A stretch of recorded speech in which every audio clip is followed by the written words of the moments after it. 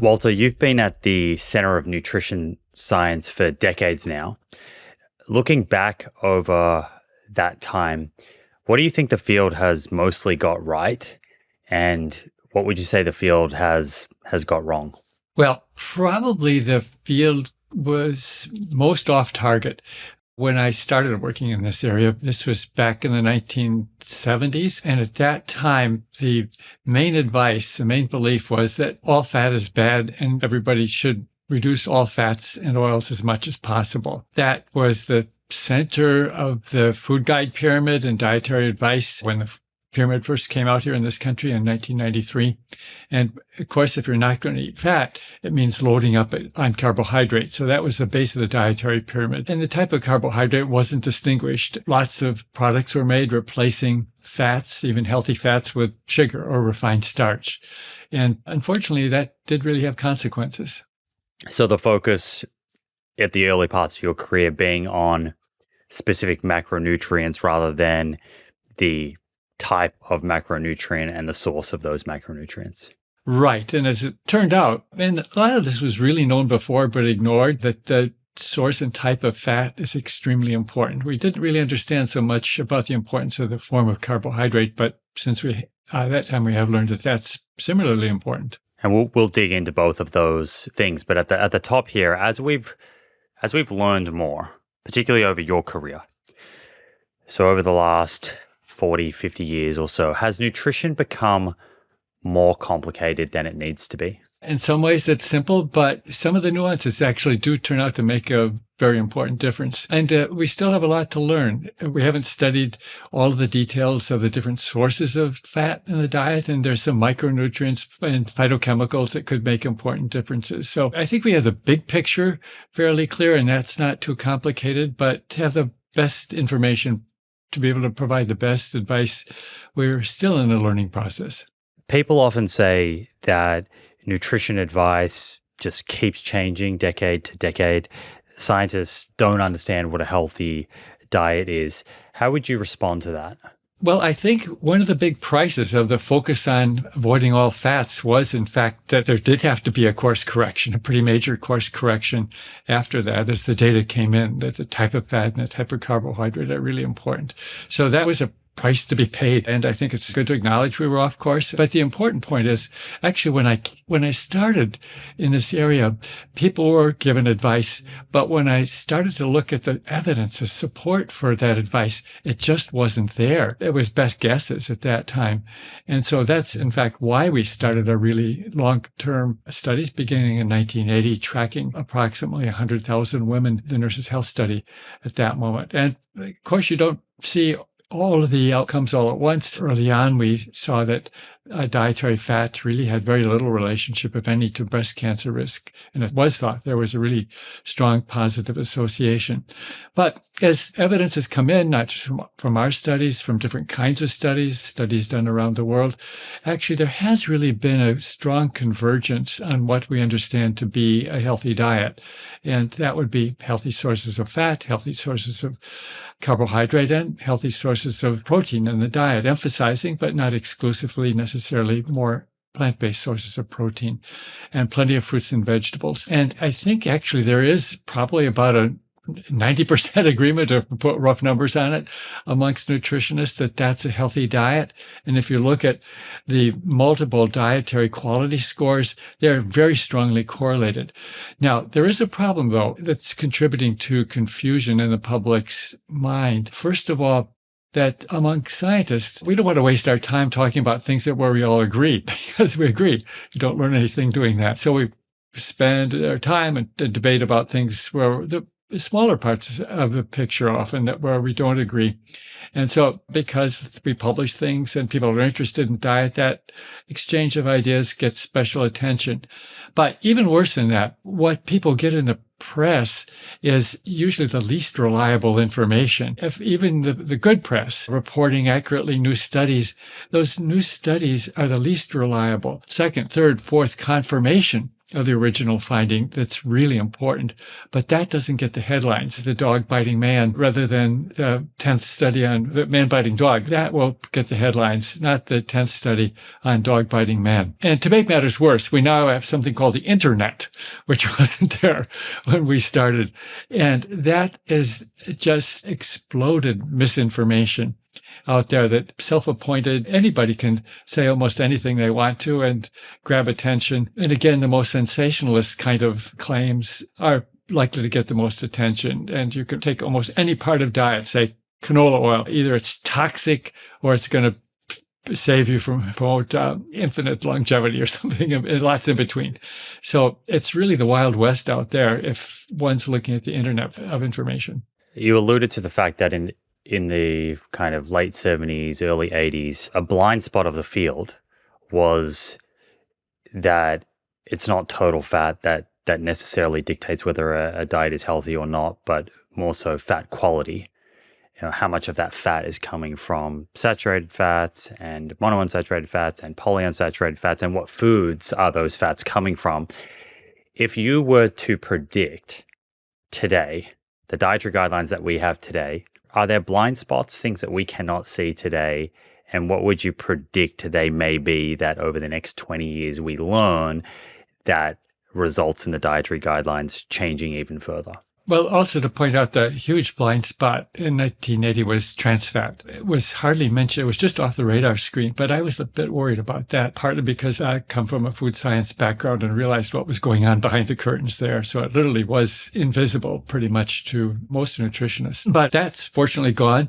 And in terms of our present blind spots, I guess if I really knew they were blind spots, I would be looking at them and be able to tell you about them. But I don't. I don't think we'll have such huge off target as we did before. Just we have so much more information than we did when we started out. Let me rephrase that question, perhaps, because that's a difficult thing for you to kind of predict. Said differently, what parts of our current dietary guidelines are you least certain about? You take almost every aspect, and we still don't have precise information about how much. For example, just take essential fatty acids, linoleic acid, critical.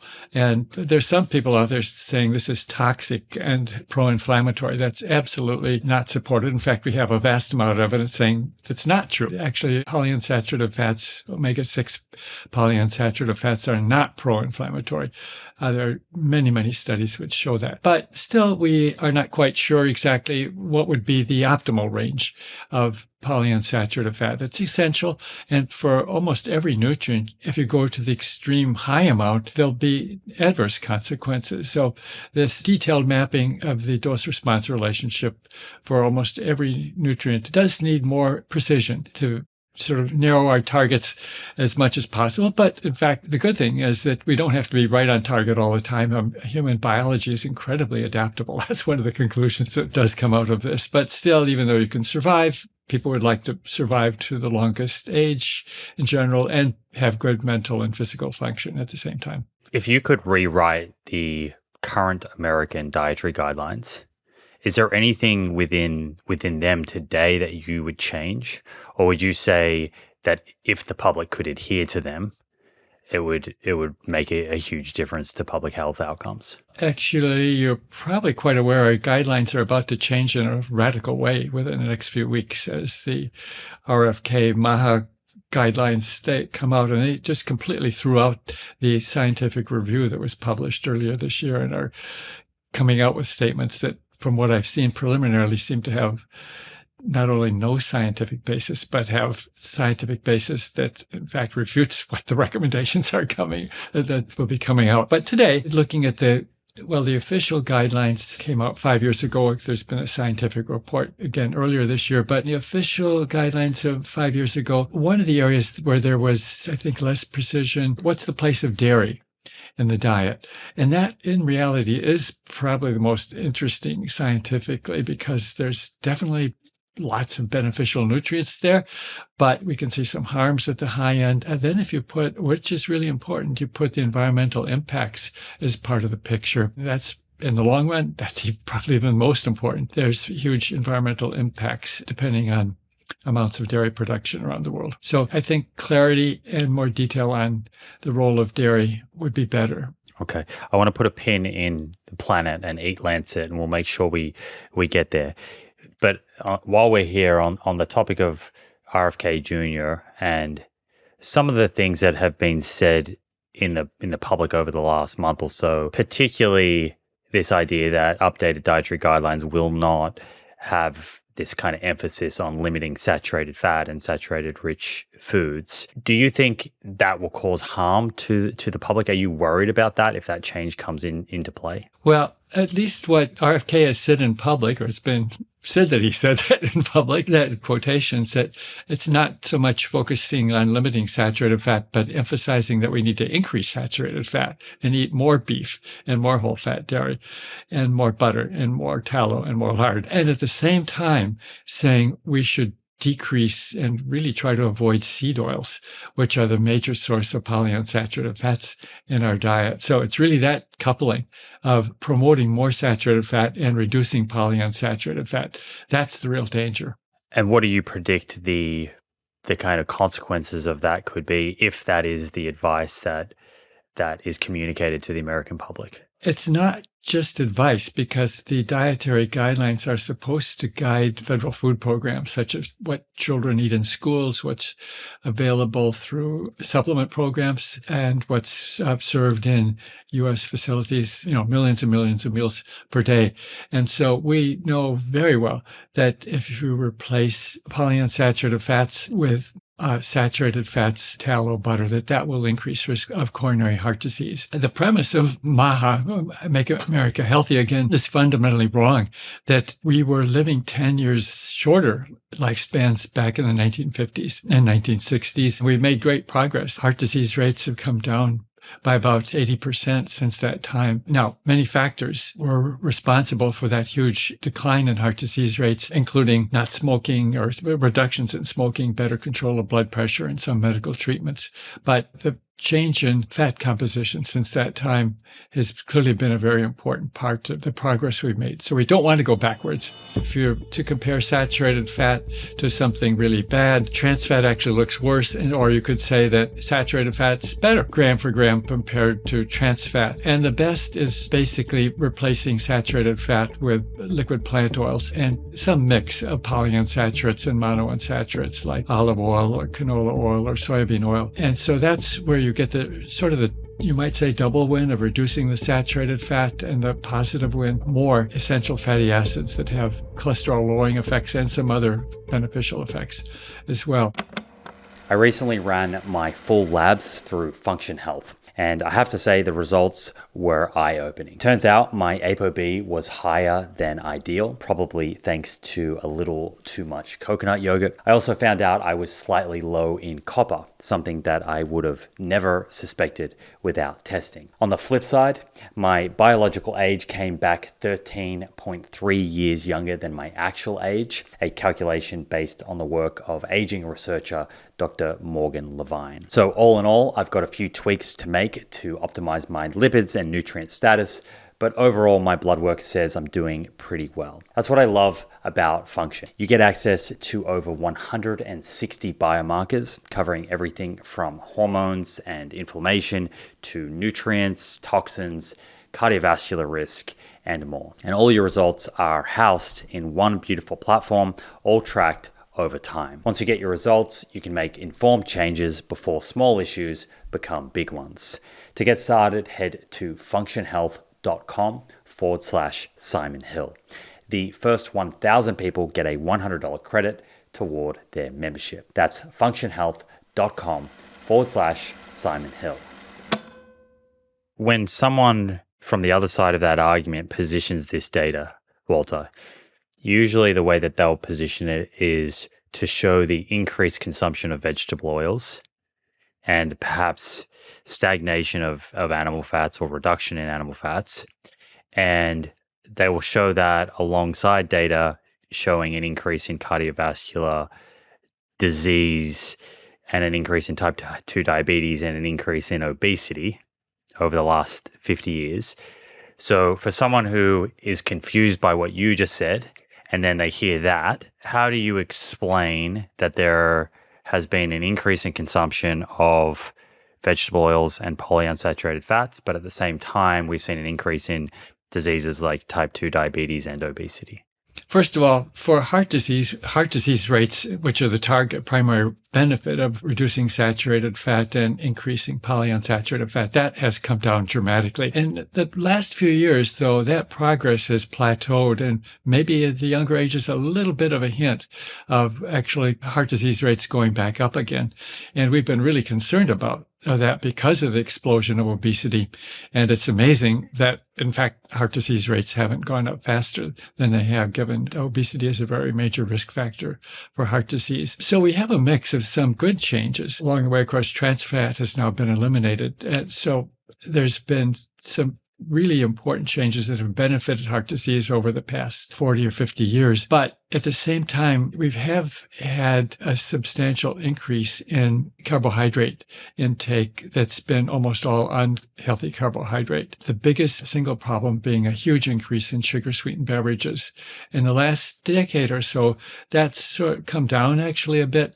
But if you look at the bigger picture over time, there's been a major increase in sugar-sweetened beverages and also a lot of unhealthy carbohydrates in the diet. And of course, again, diet isn't the only thing going on. We've had a huge amount of increase in activity, but we don't really have very good data on that. But someone who's, grew up during this period, I can tell you that when I was growing up, there was one person 2 blocks away that had a television and with a 6-inch screen, and there was essentially zero screen time. And now it's massive, both in children and adults. And we can see that screen time is very much related to increases in overweight and obesity. And also, kids just went outside and played after school, and parents had to drag them in. That doesn't happen much anymore for multiple reasons. So the physical activity screen time part of the equation has made a big contribution clearly to obesity. Right. So just to summarize that and make sure that that's landing with me and the listeners, what you're saying is since the kind of 1980s where the low-fat message came out, yes, we've seen some reduction in saturated fat intake and some increase in polyunsaturated fats, and that probably has at least partly explained the reduction in cardiovascular disease alongside medications and just better healthcare in general. But it's probably not that change which explains why people are more overweight, why there is a higher incidence of obesity and type 2 diabetes. That's probably because coinciding with that change in fat kind of ratio distribution has been this increase in overall calorie consumption from a diet that's shifted towards more ultra-processed, hyper-palatable foods. And also the other side of energy expenditure is how much energy we're actually utilizing per day. And if our activity levels are being reduced at the same time, that's also affecting our body weight and risk of metabolic disease. Would that be a fairly accurate summary? Would, although I sort of peg the baseline back now around late 50s, early 60s. That's when the decline in heart disease actually started. And during that period, we've in fact about tripled our increase in polyunsaturated fat intake. I've heard you say that the Mediterranean diet is one of the healthiest kind of dietary patterns to recommend to the public, and often a really good starting kind of point foundation for people. Would you say that's your favorite dietary pattern? Probably, I guess I have to be honest, that's what I pretty much eat myself. So that, I guess if you look at sort of voting with my mouth, that would be true. But what we've realized is that now that we've looked at a lot of other diets around the world, that many traditional diets come pretty close to the Mediterranean diet in terms of being more plant forward, healthier fats, and can be similarly healthy, but with different foods and different flavors. And so sometimes I enjoy meals from Asia, so Latin America, Africa, but really fitting with the principles of the Mediterranean diet. Also, you're probably aware that the U.S. News and World Report does an annual survey among nutritionists. I think they survey about 30 people. And in the last 8 years, the Mediterranean diet has come out number one as the top choice of nutritionists in general. But again, there's been a convergence. These different dietary patterns, like DASH, which is also usually rated pretty high, is pretty similar. Are there any myths or misconceptions with regards to what the Mediterranean diet actually looks like what it is in the science and when it's being studied versus maybe public perception of what that diet looks like. Well, yes, good point. That I usually try to insert the word traditional in front of Mediterranean diet, because if you look at what it is today, it's not what people were eating in the 1960s when the initial surveys that showed that, in fact, the cardiovascular rates in the Mediterranean, especially Crete region, were extremely low, about 1/10 of the rates in Northern Europe. At that time, it was definitely more plant-based than it is now. Red meat consumption has gone way up. Dairy consumption has gone up. And then we have all Coca-Cola, McDonald's, very widespread in the Mediterranean area. I just got back from several weeks in Greece, and you can still have really good, healthy food there, but that is not what most people are eating every day. When you started out as a university student, you just said then that you kind of vote with your mouth and you eat a sort of Mediterranean style diet. Do you remember what your diet looked like when you began your career as a scientist, and has it changed much over that time as you've learned new things? It certainly has changed. I grew up in Michigan and Wisconsin, sort of the heart of the dairy land. And so I grew up, recommendations were 4 glasses of milk a day, and I think I met that. But it was also every day, sometimes several times a day, red meat and mashed potatoes were primary source of carbohydrate in our diet. And interestingly, one of the reasons why, if you look at the number of calories per American has increased so much. A lot of this is what's available calories, and the drippings from the red meat, we never threw those away. There were a lot of calories there, and we had them as gravy on the mashed potatoes. So there was butter, but margarine too. Some of the time that was actually cheaper back then, and very high in trans fat. So yeah, that was, in retrospect, not a good diet. I guess I survived. I just rode 180 miles in 2 days on my 80th birthday. So happy birthday and congrats. Yeah. When my grandfather died at 68, farmer, really active, we thought that was old. And when I started medical school, even people were dropping dead, especially men at age 50, 55 from sudden cardiac death. And we called that just the big one. It was almost normal that people would have that. And we hardly ever see that happening anymore. Also, very impressively, there have been several studies done on soldiers killed in action. And so they were usually late teens, early 20s, and looking at their arteries. Back in the Korean War, they were just loaded with atherosclerosis at that time, even though they still hadn't blocked their arteries. There was some blood flow, and they weren't having heart attacks. They have to wait another decade or two before the heart attacks actually show up. And then there have been several repeats of that done over time. And the more recent autopsy reports show much less atherosclerosis, plaque buildup in arteries. Even at this young age, there's been a huge improvement. You must have collaborated with a number of nutrition scientists all across the globe in your time over your career. Would you say that most of them who are interested in reducing their risk of chronic disease are eating similarly to you? I think that's pretty true. Yes. Yeah, that's quite true. Even some who raise questions, but when you actually, I think, look at their plate, it would be not very different. Some of my colleagues are more enthusiastic, or quite enthusiastic about low carbohydrate diets, but still, even then, I think you can have a healthy low carbohydrate diet if you're emphasizing plant sources of protein primarily, not necessarily strictly, and also plant sources of fats in the diet. So there's some varying degrees about that shift to overall macronutrients, but the good thing is there's a lot of flexibility that way, and we can have a healthy diet with quite a bit of variation in total carbohydrate or total fat. I'm interested to get to some of your recent studies you've been involved in that have looked at protein source and protein amount, and also some of the topics you've already brought up around fat and omega-6s. Before we get there, can you remind people about the type of nutrition research that you've been most involved in throughout your career and what that's looked like?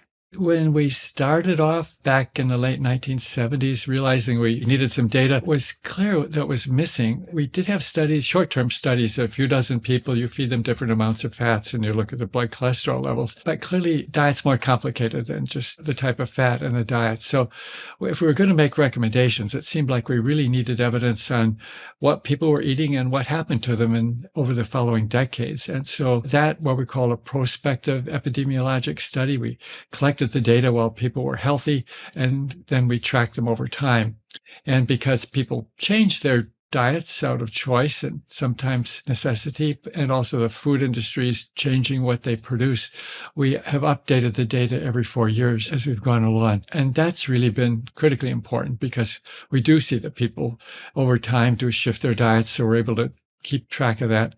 And then along the way, keep track of their smoking habits, physical activity, medication use, and more recently, genetics and family history. So we're keeping track of all of that.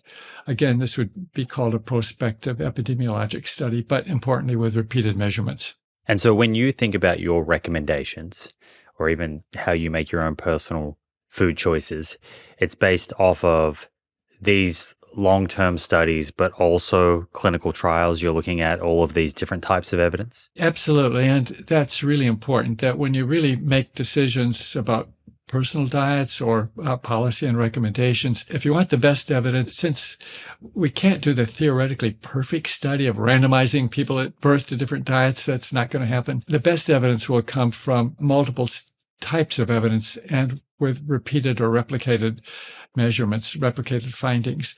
So, for example, for intake of red meat, we have this short-term studies, again, a few dozen people, a few weeks, looking at meat intake, and critically important with a specified control group. So it's always in nutrition, it's compared to what. And those kinds of randomized studies do show that there will be lower LDL, bad cholesterol, with plant sources of protein, such as nuts, legumes, soy products, compared to red meat in the diet. And then we have our long-term studies, which show lower rates of heart disease among people who have diets more emphasizing plant protein sources compared to high amounts of red meat. And so you put that kind of evidence together, and that can form quite strong basis for guiding individual diets or policy. And what would you say to someone who is generally skeptical about epidemiology, and perhaps they're convinced that these studies are not very helpful because in the study where the person that's eating more legumes or eating more soy foods, eating less red meat, that particular person is also likely the person who exercises more, who drinks less alcohol, who smokes less. So the fact that you observe them over 20 or 30 years and they have a lower risk of having a heart attack, or they have lower risk of developing breast cancer, that is confounded. That may be just because they are a person that makes healthy choices overall and may not be explained by the legumes or the food choices. And that's what we deal with in our very first classes of introduction epidemiology is confounding. So we pay a lot of attention to that. And we use several different strategies to deal with confounding. One is we call restriction, that although there's this sort of popular idea we should include a wide variety of people from all different kinds of socioeconomic backgrounds in our studies, you really open up the door to more confounding when you do that. And so our studies have mostly been in health professionals, and that decreases the range of variation in education, occupation, major determinants or indicators of socioeconomic status. You're already dealing with more homogeneous population, which from an epidemiologic standpoint is good unless you make it homogeneous in the dietary factor that you want to study. Then there's nothing to study if everybody's eating the same. But it turns out if you look at registered nurses, there's a wide variation in what people are eating still, even though the education and occupation is similar. And then we gather detailed information about smoking and physical activity and everything we could think of that we might want to measure that might potentially be a confounding factor. And so we can adjust for that in our statistical analyses. Then more recently, we've also been able to geocode where people live as the average income, things like air pollution, distances from fast food places. We can adjust for all of those factors. In fact, after we've done everything else, those don't make much difference. We've already controlled for things. Spouse's occupation can be important too, not just one's own income and education, and we can control for that as well. So when we put these layers of control and adjustment, it does pretty well. So actually what we see is there's this idea that socioeconomic status may be a confounder, but what's more a factor, what we find is that instead of being a confounder, diet is actually explaining a lot of the differences in socioeconomic status for disease risk, for example. The restriction strategy also allows us, when you have a big enough study, a real concern about smoking, that's a strong risk factor for so many diseases. We can actually look at people, only restrict an analysis to people who never smoked any time in their life. And when we see something there, then essentially removes the confounding by smoking. And I think it's worth just emphasizing to the listener that this is really no different to looking at exercise and the recommendations for how many minutes of exercise someone does per week. There's short-term exercise clinical trials where you do an intervention and look at how that affects a short-term marker like someone's VO2 max. But then there is long-term, decades, 20, 30 years follow-up study that looks at kind of a cardiorespiratory fitness or the number of minutes of exercise someone's doing per week of moderate intensity aerobic exercise, for example. And these researchers are faced with the same thing. The person who is exercising more may have other healthy behaviors. And so a statistical adjustment is required to try and best identify what is the effect of that type of exercise on whatever health outcome they're looking at, like cardiovascular disease. Yeah, absolutely right. Whether it's diet, physical activity, or other behaviors, this kind of confounding will always be an issue. And the best information will come when you have different kinds of studies, short-term, long-term, look at the whole weight of evidence there. I point that out just because I feel like it seems to be more of an objection against nutritional epidemiology. I don't really hear people saying the same thing about exercise epidemiology, and it might be just because food is a little bit more personal and I guess debated than exercise, whereas exercise is just generally accepted as good. Right. It's interesting that way. There are some areas where we can't be confident that we've totally controlled for confounding. And we always have to keep in our mind that potential, especially actually the biggest confounding factors are like to be other aspects of diet that where we see a general benefit of, say, fruit and vegetable intake. And we'd like to know, is that coming from vitamin C or from some phytochemical in the food or from another vitamin? And it can be very hard statistically sometimes to pull these apart, especially when some of these aspects of diet are coming from similar foods. And sometimes we just have to say we can't really do it. For example, we did quite a while ago a study looking at dietary factors in relation to blood pressure and hypertension risk. And there we found that there was inverse relationships with calcium, magnesium, and potassium. And statistically, we were having a hard time separating them. So there we actually did a randomized intervention study. We had participants in our study who had low intakes of all three of those minerals. And then we randomized them and followed their blood pressure changes over several months. And it turned out it was really potassium that was far and away the most important factor there, not calcium or magnesium. We can't say it, they have no impact, but it was clearly potassium was a driving factor. So sometimes what we see, if we're uncertain, we may help clarify that with pulling out some participants and inviting them to be in a more detailed randomized study. You mentioned before the important concept of compared to what?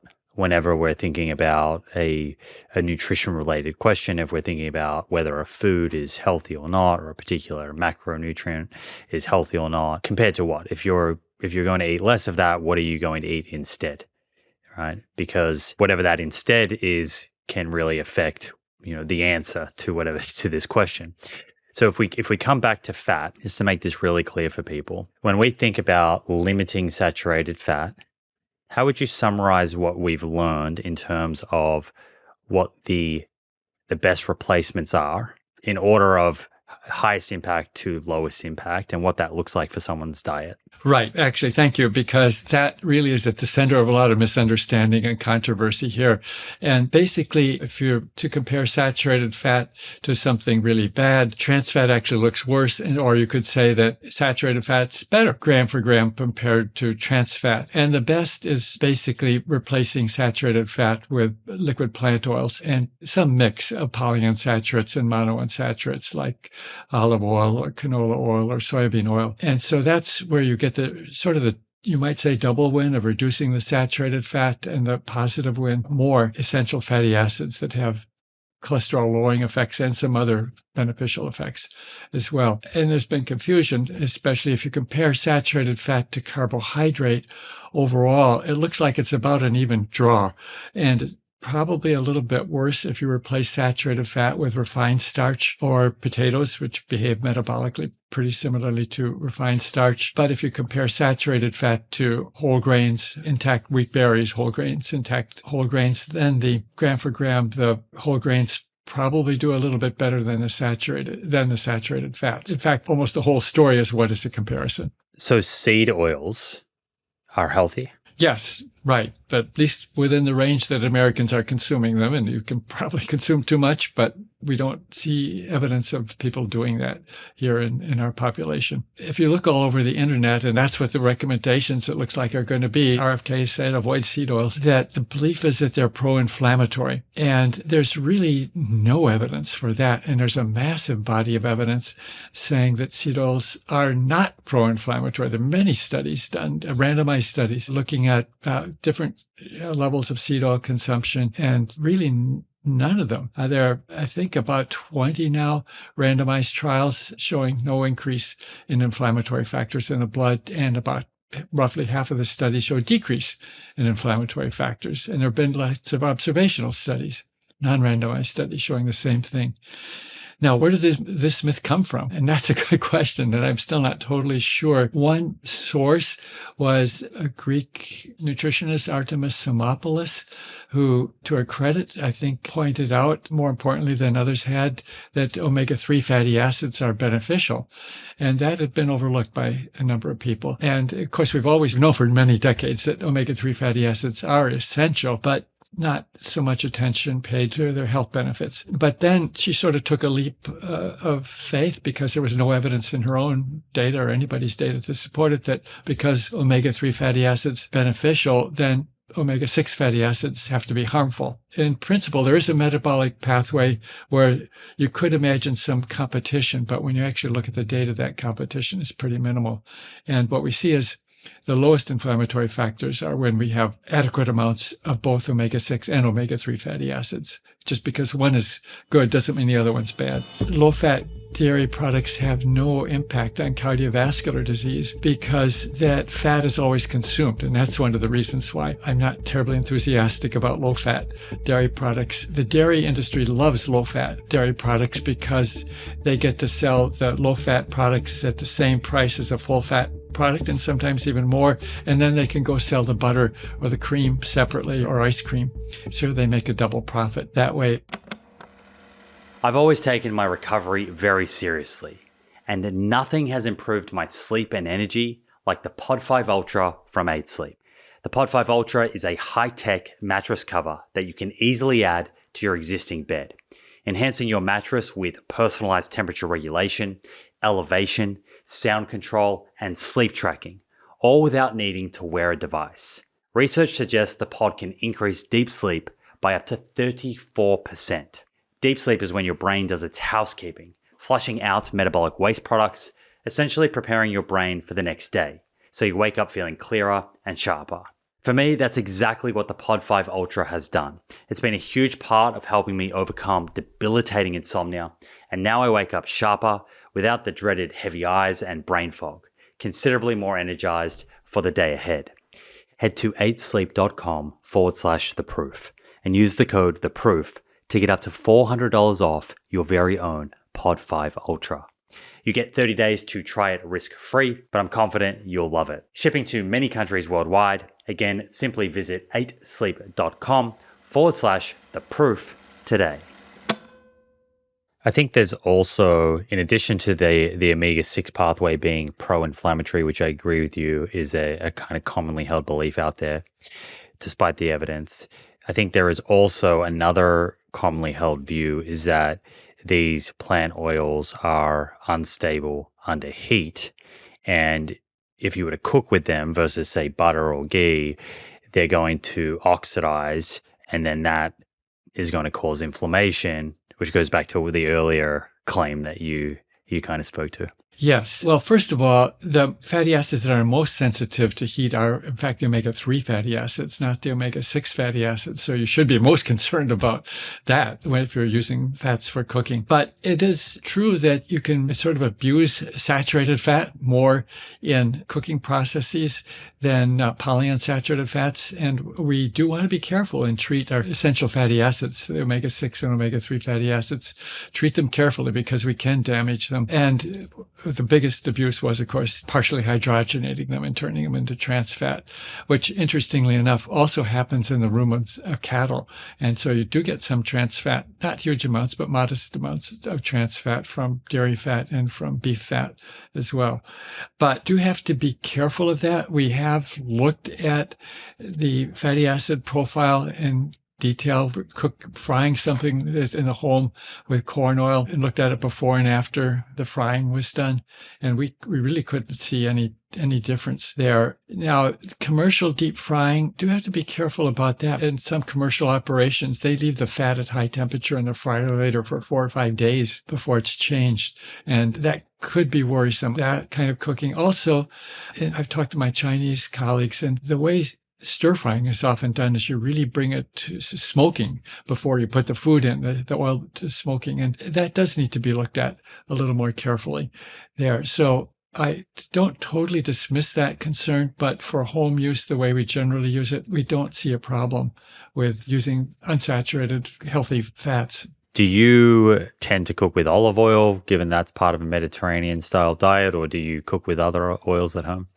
Yeah, we pretty much use olive oil as the go-to fat for on the table or cooking. But there is a reality. We can't say everybody should use just olive oil, because if you look at the actual production, it's really a pretty small, modest fraction of the global fat supply.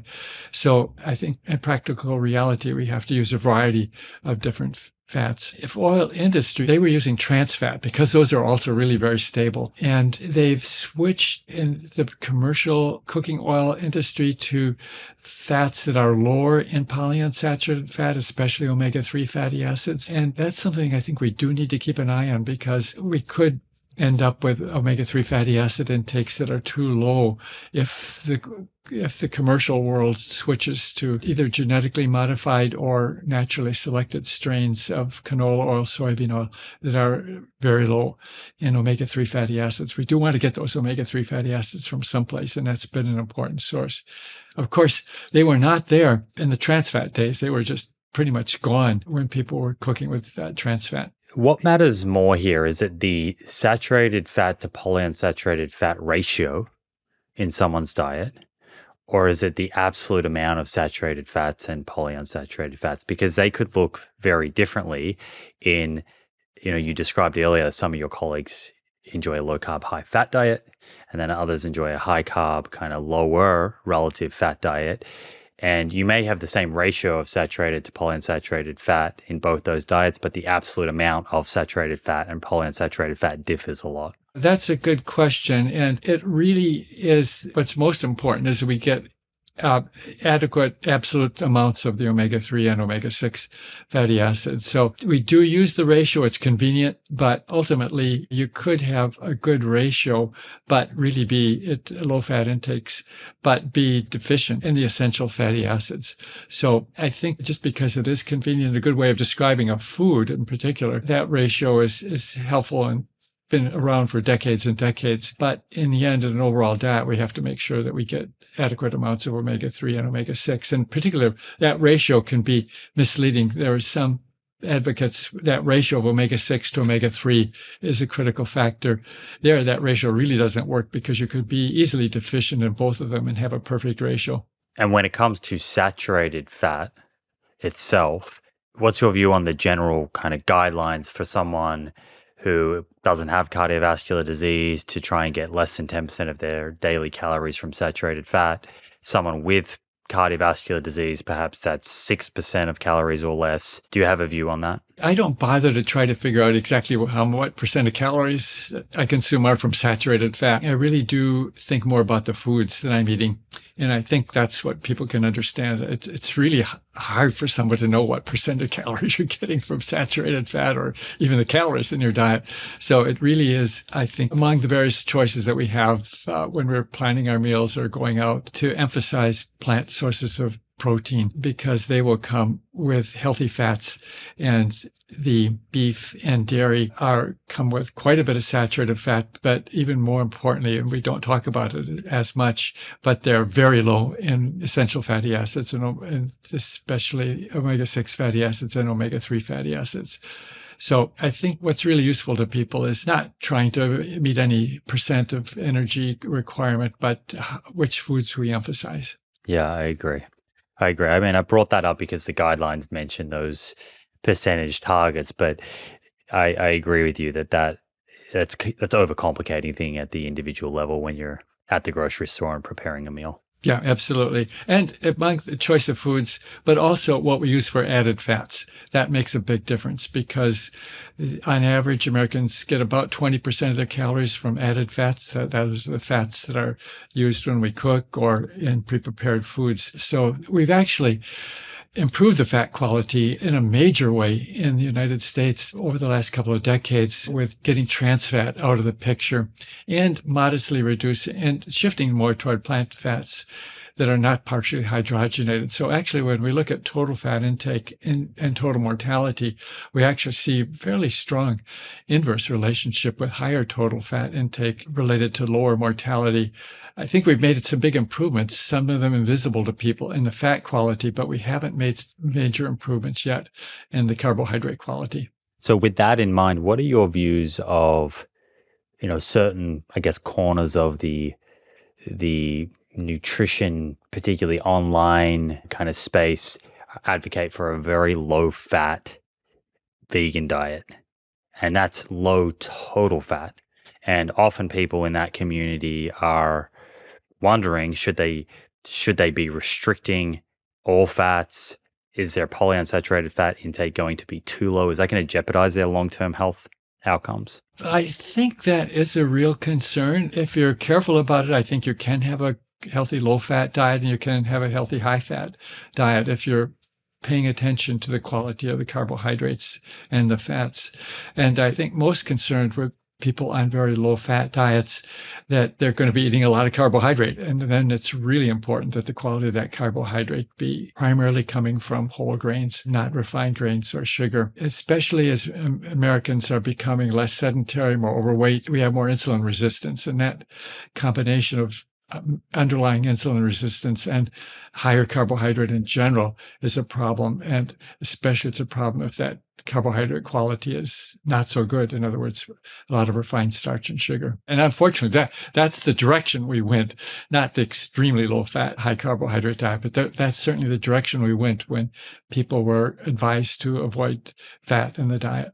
Talk to me a little bit more about dairy. There was a 2025 review that I believe you commented on. It suggested that there was no clear advantage to low fat over full fat dairy for heart health. Can you unpack that and how your view on dairy fat and the consumption of dairy foods has evolved? Yeah, that was, I can't remember which paper that was, if my name was one. Well, I was not on one of the papers that came to that conclusion, but I think there probably is some advantage to low-fat dairy if you replace those missing calories. In other words, the calories from the dairy fat that was removed, if you replace that with healthy fats in your diet. Now, that wouldn't be one-to-one, sort of, many people would do that just unconsciously. If you're going to consume low fat compared to high fat dairy, you are going to replace those calories that were removed with something. And unfortunately, because unhealthy carbohydrates are the major source of calories in the U.S. diet, on average, people will replace dairy fat with unhealthy carbohydrates, unless you're pretty conscious about it. But in the long term, well, just most importantly, dairy fat is not a healthy fat. It's about 2/3 saturated fat.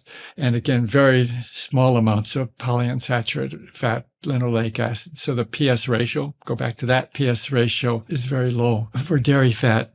Compared to especially plant oils, animal fat, in our studies, we see that fat from red meat may be a little bit worse than dairy fat, but some of that is what's coming along with that fat in the diet and red meat. So I'm not sure that there's really a substantial difference between dairy fat and red meat fat, or tallow, basically, or butter. So again, the important thing is that we emphasize the healthy fats in the diet. But on a population basis, it's interesting, as someone in public health, you have to think about this, that low-fat dairy products have no impact on cardiovascular disease because that fat is always consumed. And that's one of the reasons why I'm not terribly enthusiastic about low-fat dairy products. The dairy industry loves low-fat dairy products because they get to sell the low-fat products at the same price as a full-fat product and sometimes even more. And then they can go sell the butter or the cream separately or ice cream. So they make a double profit that way. But in the end, somebody eats that fat. It's often the same person, but it may be some other person some of the time. Yeah, I hear what you're saying.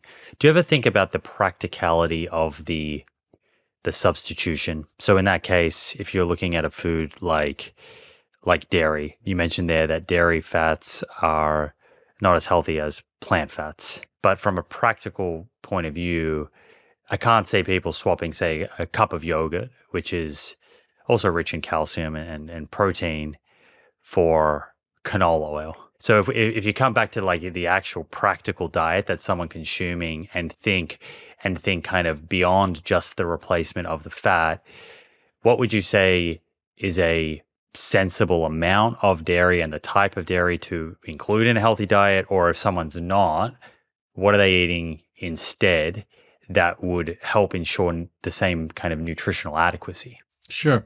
Well, lots of choices out there. That's what makes nutrition interesting. But a lot of this does come down to simple, practical choices. So if you're going to have a sandwich for lunch, is it going to be a cheese sandwich or a peanut butter sandwich or a bologna sandwich? And some people say dairy is neutral. Well, that's a bit misleading. It's in the middle, but it doesn't mean you can eat all the dairy products you want and nothing is going to happen. It's just it happens to be in the middle of a spectrum. And if you really want to have the optimal choice, you would tend to have more peanut butter sandwiches than cheese sandwiches.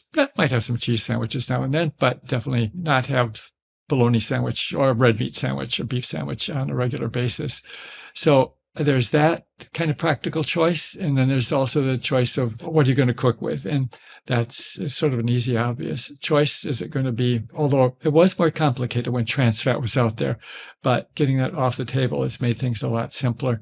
That in general, not beef tallow, not butter, but on a day-to-day basis, use liquid plant oils. And they're all pretty healthy. Again, we use olive oil most of the time, but soybean oil is also good. Sometimes you don't want that special taste of olive oil. Canola oil is also good. They both have a good amount of omega-3 and omega-6 fatty acids. So those are some of the kind of practical choices. So the message is still to limit dairy if someone is consuming it. And what I'm hearing is that low-fat options, presumably those without added refined sugars, are going to be better than full-fat dairy, particularly if then your cooking oil is not butter and it is plant oils instead. We've looked at some other outcomes and they all pretty much point in the same way, that protein intake or density, meaning percent of calories from protein, doesn't seem to be related to health outcomes in any substantial way within the range that we can study in our investigations, which is down to about 12% at the lower end versus up to 20-25% at the higher end. We don't see much relationship, but the source of the protein is quite strongly and clearly related to outcomes, that animal sources of protein being related to higher risk of cardiometabolic outcome and other outcomes, and the plant sources of protein generally being related to lower risk. So in practical terms, that does mean instead of consuming red meat and a lot of protein from dairy but especially from red meat, to shifting that toward nuts, legumes, and soy products. It would be an understatement to say that there's a lot of confusion out there when it comes to supplements. People are taking 10, sometimes 15 different products, each promising better health, but few delivering clinical doses or real science. That's why I've partnered with IM8. I serve on IM8's scientific advisory board.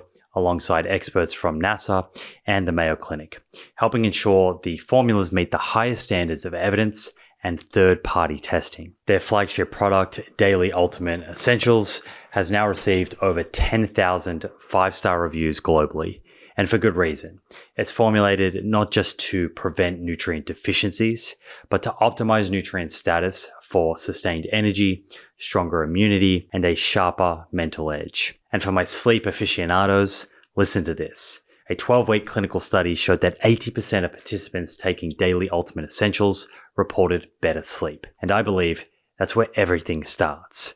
Good sleep drives better food choices, more consistent movement, and greater resilience to stress overall. Each serving delivers 92 clinically dosed ingredients, including essential nutrients like vitamin B12, zinc, selenium, iodine, vitamin D, choline, calcium, and vitamin K, replacing around 16 separate supplements. For listeners of The Proof, IM8 is offering 10% off your first order. Go to im8health.com and use the code SIMON at checkout. That's im8health.com and use the code SIMON, and you'll also receive a free welcome kit with your first purchase. IM8, evidence-based, comprehensive, simplified. In terms of if someone is consuming dairy, is there any signal from your research or other researchers on if there's a difference between milk and yogurt and cheese or fermented and non-fermented? There has been a hypothesis that cheese is somehow better, the same number of calories of dairy from cheese versus milk, and it would be mostly full fat or close to full fat milk to be comparable in fat. Doesn't seem to be very much difference. There was a careful study done at Laval University, a controlled feeding study, and LDL cholesterol was a little bit lower on the cheese fat compared to the milk fat, but they also had, I think it was olive oil and canola oil as alternatives, and the LDL was much lower on the plant oils than on either of the sources of dairy fat in that particular study, which fits with what we see epidemiologically too, that we don't see any big difference between dairy in the form of cheese versus milk. We do see some evidence of lower risks of diabetes and weight gain with yogurt. That may have to do with the microbiome. I think that's not 100% certain yet. We don't have really strong short-term studies to back that up yet, and we do need some more research there. But for the moment, it looks like you'd be better off having, and it's what I do too, most of my dairy from yogurt. Enjoy some cheese now and then. That's, I think, something to enjoy. But having cheese as a very big part of the diet is not going to be optimal. From a planetary health perspective, how do you reconcile dairy's nutritional value with its environmental cost? Yeah, first of all, dairy is not essential for any nutrient. You can get everything in dairy from other sources. And one other exchange that I didn't mention there was plant milks, basically. Well, some places are trying to not allow them to be called milks, but I think we can call them milks. And it's fascinating. You go to a store, there's, dozens and dozens of plant alternatives to milk out there. And you can't make any generalization about them, except that they have almost all of them the same amount of calcium and vitamin D and vitamin A that milk does, because they're all fortified, including that regular milk is fortified with vitamin D and with vitamin A. That's not naturally present in those amounts. But it turns out that the probably nutritionally optimal or best plant milk alternative is soy milk. It has, in fact, it looks a lot better than cow milk does. It's got very good amount of essential fatty acids, both omega-6 and omega-3 in there. It's got the protein has equal biological quality, the way it's being measured, as cow milk does.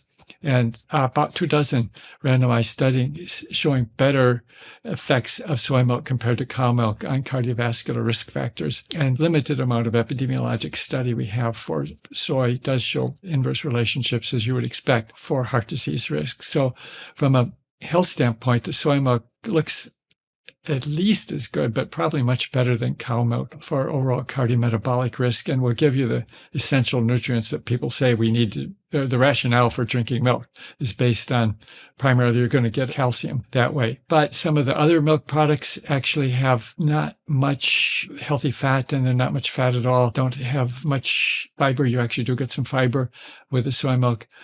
And we usually say unsweetened soy milk. Actually, if you put in a teaspoon or two of sugar to make it taste a little bit sweeter, a little bit more comparable to the sweetness of milk, that's not going to be a real issue. It's like with sugar-sweetened beverages, 15, 17, 20 teaspoons of sugar in those products.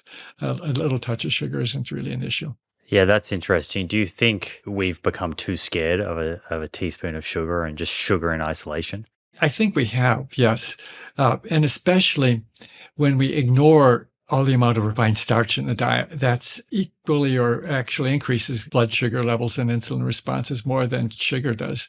And the amounts of refined starch are greater than the amounts of sugar. And when we look at the evidence on sugar of harm, it's actually almost all coming from sugar-sweetened beverages, where we get this, again, this huge blast of sugar all at once, and it doesn't induce satiety. And people go out and get a second serving. And when you say refined starches, just to be clear, you're talking mostly about like white flour and biscuits and cakes and those sorts of things, pizzas? Right. Yes. All those things made from white flour. Interestingly, we don't know about other grains as much as we do. And I realize this working on our Eat Lancet Commission, that we don't, just the populations that have been studied haven't consumed maize as a major source of carbohydrate. We're going to get some data soon from Mexico on that, where they do consume a lot of maize, but it's a big source of carbohydrate in parts of Africa.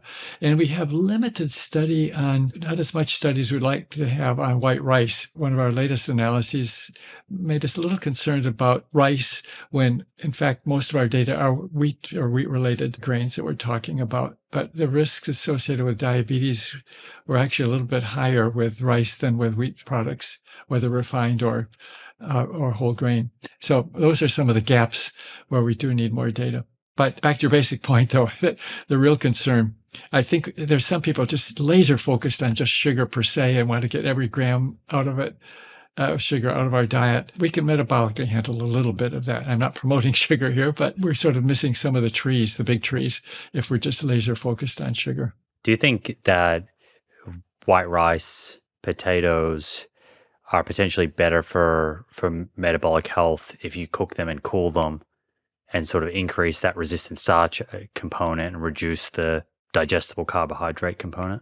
I think that's probably true, because we do see glycemic index being a risk factor for diabetes and cardiovascular disease. In other words, carbohydrate that's rapidly converted into glucose. And so glycemic index is a factor. I think the evidence for that's very strong. And as you say, cooking and then cooling these products, potatoes or rice or some other carbohydrates, does reduce the glycemic index. We don't really have direct evidence on people who consume their potatoes that way versus sort of hot out of the oven or out of the pan. But I think we have some indirect evidence that it would be better to reduce the glycemic index, and that's one way to do it.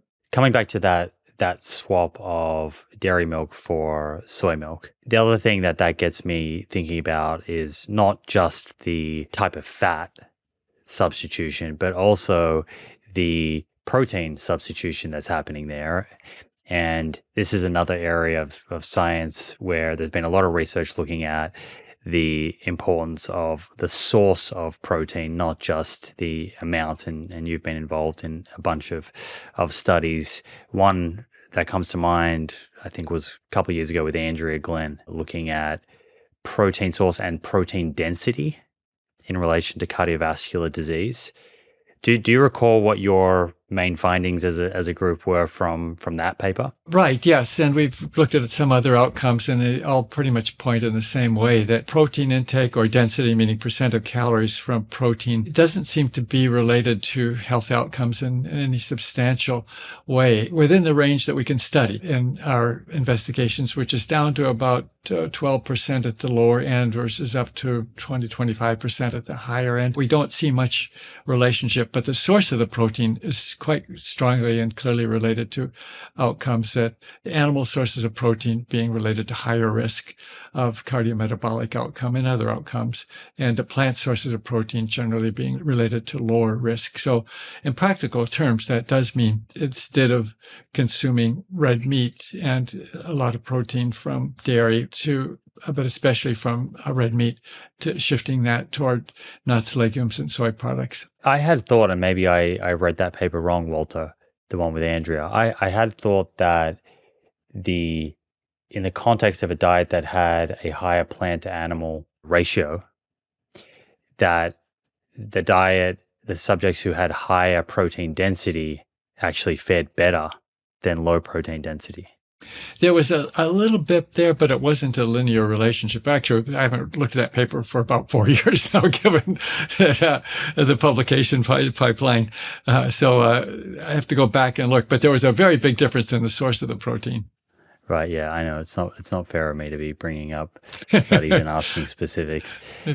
Yeah. Friends, quick little sidebar, if I may. After hearing Dr. Willett's response here, I want to clarify the findings from the Nurses' Health study on protein density and protein source in the event that I've misinterpreted them. My understanding of this data is that within this study, people who ate more plant protein had a lower risk of cardiovascular disease than those who were eating more animal protein. And when the researchers looked at total protein intake as a percentage of calories, they found a clear benefit not only to choosing plant protein, but also to having a higher proportion of your calories coming from protein overall. I'm showing the relevant figure on screen for those watching. I've emailed Dr. Willett some follow-up questions related to this study and invited the first author of the paper and previous guest, Dr. Andrea Glenn, to come back on the show to unpack this further. So keep an eye out for that episode in the coming months. Okay, back to the episode. Do you recall any important takeaways from the other paper that you wrote on healthy aging outcomes? Right. Yes, there's one place where we did see that it looked like a modest benefit of a little bit higher protein intake, but again, really important difference in the source of the protein. And that's, I think, not surprising because being dead is not healthy aging. And we know that high animal sources of protein versus plant sources of protein are related to higher risk of overall mortality. So you don't actually get there. Less likely to get to a healthy age if you have large amounts of animal source protein compared to plant sources of protein. And then we also looked at mental function and physical function as well. Again, in general, the relationships better with plant sources of protein. There was this interesting study in Australia a couple of years ago where they actually randomized about 60, as I remember, nursing homes to senior living facilities to increase dairy consumption. And they seemed to find some benefit there for falls, not for mortality, though. It was small for falls and hip fracture. That was really their primary outcome, was hip fracture. But that group was their average age was 86 at the beginning of the study. So they were pretty senior. And their total calcium intake was about 600 milligrams a day at baseline.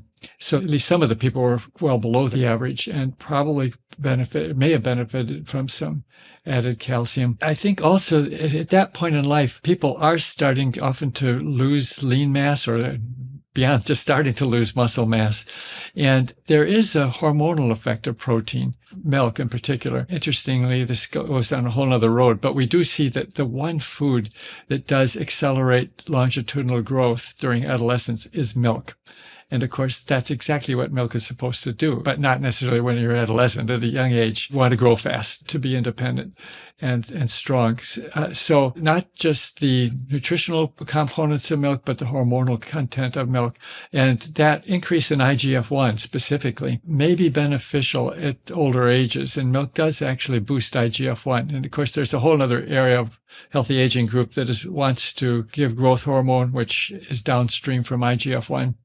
And so there may be some benefits when we start to lose lean mass of a little bit more dairy. So essentially, if you get to an age in your 80s where you've escaped, say, the risk of cancer, then the pros of consuming dairy and increasing IGF-1 presumably outweigh the cons, is the hypothesis there. That's the hypothesis. Specifically for falls, that's where they saw or hip fractures, that's where they saw the benefit in that study. So it is interesting that balance at a young age, we don't want to accelerate cell growth too much because that is a risk, that pathway leading to cancer. Back to your paper on healthy aging, and we don't need to get too much into the specifics, but there was a result in that paper that I think I found very interesting, because I'm often asked this from people when people say, plant protein, is it healthy compared to what? Is it just healthy compared to animal protein, or how does it compare to whole grains, and how does it compare to polyunsaturated fats, some of these other things that we've been talking about? And it was interesting to me that you guys did a substitution analysis, and when looking at that outcome of healthy aging, it looked like plant protein outperformed everything, including carbs from whole grains, from polyunsaturated fats, monounsaturated fats. And I think that might be news to people.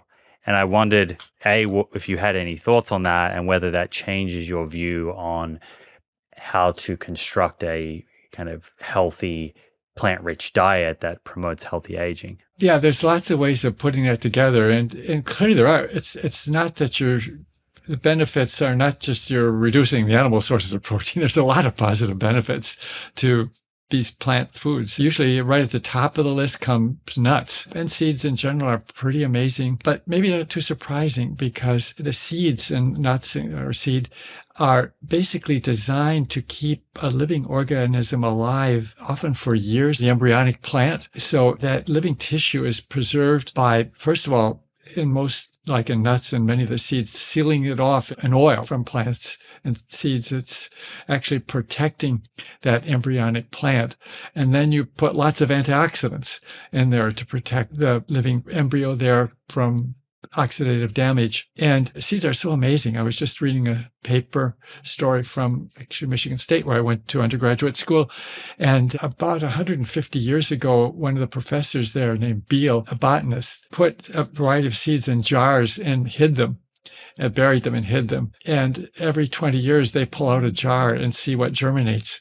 And 130 years, I guess this past year, they pulled out a jar. It's a secret where they're buried. And the seed sprouted after 130 years, which just tells you what that seed is doing there. It's protecting that embryonic tissue. So it's no big surprise that there's lots of health-promoting protective factors in seeds. So I think what we need to work with, and I spent quite a bit of time doing it, is with the culinary world to basically show, demonstrate, sometimes be creative, but there's a lot of rich tradition of how do you use these plant sources of protein to make meals that are delicious, attractive, and aspirational, not just as a substitute for saturated fat. That's not the primary point. There's a lot of positive benefit of consuming them. What do you think explains the benefits that we see for consuming plant proteins over animal proteins? Is it the amino acid kind of makeup and content differences,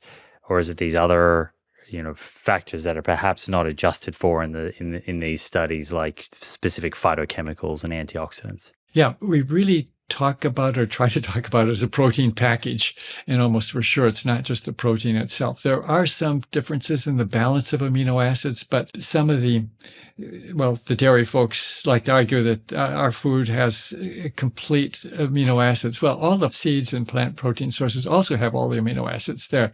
The balance is a little bit different, will vary, but interestingly, soy protein has almost exactly the same balance of amino acids that milk does. So in general, that difference in balance really only becomes important if you're right at the margins of protein deficiency, like 10, 12% of calories from protein. But we have very few people in the United States that are down at that level. Now, some really poverty-stricken areas in low-income countries, yes, there are some people down there. In those instances, adding some animal protein to the diet actually can be a good thing. For someone in America, if they were listening and thinking, I'd like to shift half of my daily protein from animal to plant sources, what food swaps would you say would deliver the biggest payoff for their health? One principle is in nutrition that's good is that variety is generally useful. It means you're not likely to get too much of something bad and more likely not to have a hole in your diet of missing something. So, but right at the top of the list, as I mentioned, nuts come in when we look at almost every outcome. Nuts are really right at the top there in terms of healthy protein sources. And we've sort of, or at least I grew up thinking of nuts as just a snack, but it actually, I think, can be the center of a meal many times. And so I probably have nuts 3 times a day. That I'll have it with my oats in the morning and some fruit and some yogurt, whereas I grew up having some bacon or something like that instead of a plant source of protein. And when it's so interesting that when people order salad here at a restaurant, it almost always has cheese in it. And that's actually been heavily promoted by the USDA. And it's not just usually a little bit of cheese, it's a lot of cheese. But whenever you see cheese, think nuts. I think that's a good start. Not 100% of the time, but again, you're not making a full switch. So that nuts is added to salad is a really good thing. Or peanut butter too. You can have peanuts or nuts. So those are really easy switches. Just think animal. Here's a healthy plant-based alternative. For entrees, there's a lot of ways to use nuts and seeds.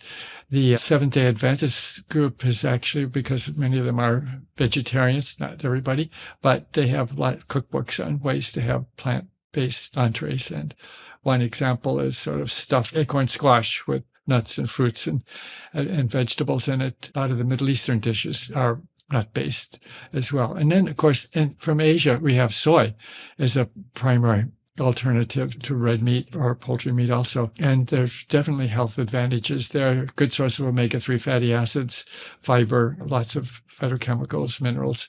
So that could be part of the mix too. What are your views on other legumes like lentils and chickpeas and beans, I guess, relative to soy? They are good protein sources, and definitely they can be part of the mix. Interestingly, the epidemiologic data we have so far is not as strong for the health benefits as for these other sources of plant proteins. But we haven't really had good data from populations where those were a primary source of protein in the diet. It will be helpful to have some data from other countries. Those kinds of legumes are a bigger part of the diet. Originally, it's so interesting that most populations shift away from beans as they become a little bit more affluent. That Boston is called a bean town. You never find beans on the menu in a restaurant here, no. But traditionally it was, that's what people were eating in the colonial years. And you look at Asia, Africa, South America, beans are really the major protein source in many diets. What do we understand about nuts and body weight, body fatness? Because I think a lot of people have this idea that nuts are very calorically dense, and perhaps they've experienced buying salted nuts and just being able to consume a pack of 500-600 calories in a very short space of time, and are worried that they're going to increase their daily calorie intake and lead to weight gain. You can always overdo any good thing. So still being reasonable and not overdoing even the best of foods. Pay a little attention to that. But you're absolutely right that in the low-fat era, especially 20, 30 years ago, nuts were condemned by nutritionists because they're high energy density and fat. They had to be bad, and the sale of nuts and peanuts went way down during that time. So it is interesting, just the fact that actually our advice does have impact. Some people say, people don't pay any attention to what you say. No, it really does. Not overnight, not complete, but there was a major reduction in nut consumption. But as the studies came out and the epidemiologic studies, nuts did not were not related to more weight gain. If anything, less weight gain. And then there were short-term studies looking at satiety, and those showed that nuts had really strong effects inducing satiety that was more durable. If you have carbohydrate, it does quickly, but it doesn't last in the same way that satiety from nuts does. And we know that nuts will stay in the stomach for a longer time because they are fat, where the carbohydrate gets either digested and absorbed very quickly. So as it turns out, that nuts, compared to pretty much anything else in the diet, do not seem to be associated with weight gain. I think in part because it is inducing satiety. But again, you do have to be reasonable about everything, and you can't overdo that. By the way, salted nuts are given a little bit of a bad rap, that if you actually look at the salt content of salted nuts, it's usually well under 1 milligram per calorie, which is a pretty good, I think I keep an eye on that to know whether something's really excessively salty or not. So that means you could eat 100% of your calories from nuts and you'd still be way below the average salt intake in the United States. So I usually prefer unsalted nuts, but it's just that if you do want to have them salted now and then, yeah, don't worry about that salt. So essentially on the back of the packet where it says the amount of sodium per 100 calories, it should be 100 milligrams or less. If it's 100 calories, it should be, yes, under 100 milligrams of sodium, yes. And surprisingly, if you also look even at potato chips and things like that, which we think of as salty, most of them are about 1 or less than 1 ratio of milligrams to calories for sodium intake, because they put the salt on the surface and it's not as high. And of course, bread it is the number one source of salt in the U.S. diet, but it's sort of hidden. We don't think bread is salty, but actually that is partly because the amount per calorie is very often higher than 1, and we eat a lot of it. Eggs are another food out there where there seems to be a lot of division. Are eggs healthy? How many eggs can feature within a healthy diet? What can you tell us about the evidence linking egg consumption to long-term health outcomes? Yes, eggs are really interesting. And so they're sort of like milk and interesting. They have in common, both of them, they were meant to promote growth of young animals, whether mammals or birds, but they had a similar function. So they are sort of perfect foods in that way, that you can actually grow with nothing but milk or eggs if you're those right species, but it pretty much have a lot in common with humans. So the concern with eggs has been a high cholesterol content, and they do raise LDL cholesterol modestly, not through the roof, but that's the main reason that there have been for a long time limits on eggs promulgated by the American Heart Association. 2 a week was for many, many years the basic advice. I realized people were being told that, and there was not a single study that I could find that had actually showed that people who ate more eggs had higher risk of heart disease. And now we have a lot more data, and still that's about what we see, is that eggs, you might say they're neutral. We can't look much beyond 7 eggs a week. We just don't have that many people eating many more eggs than that. But within that range, we see virtually no relationship, except little footnote in people with diabetes. There does seem to be an increased risk there. But then that comes to the issue of what does neutral mean? It doesn't mean optimal. And so 2 eggs a day compared to having a breakfast that is maybe oatmeal with some nuts and some yogurt, almost for sure that other breakfast is going to be better in the long run. Of course, it depends what you have with the eggs. And so in our Eat Lancet Commission, when we looked at all that and looked at the whole pattern, we did still keep eggs on a more limited basis because of emphasizing more that what we see as a healthier pattern. But if you're going to be a lacto-ovo vegetarian and not eat meat, well, then you might reasonably have more eggs and still have a relatively plant-based diet. Can you help us unpack the relationship between dietary cholesterol and cholesterol in the blood a little bit more here? You know, as we've learned more, is dietary cholesterol irrelevant for most people, or is it still something that is worth paying attention to? Right. I think it's something in between, the sort of avoided at all costs, and it doesn't make any difference. Dietary cholesterol, there have been these equations, the competing equation by Hegstead and by Ansel Keys. And there was a big debate among those 2 senior nutritionists back in the 60s about which equation for predicting blood cholesterol was better. And one equation, the relationship was linear, and the other was sort of plateaued out. With both, it does show that higher cholesterol intake through the diet does increase blood cholesterol. So in LDL, specifically LDL cholesterol. So it's not huge, but there is a bump in that direction. And it seems to be, again, somewhat nonlinear. That bump is greater going from very low intake to even sort of modest intake of dietary cholesterol. So again, I think if you're wanting to just be average risk, then eggs don't make too much difference. But if you want to have optimal risk, keeping them on the lowish side, and it does come back to substitution. Again, if you end up having a donut instead of the eggs, probably the eggs are going to be better.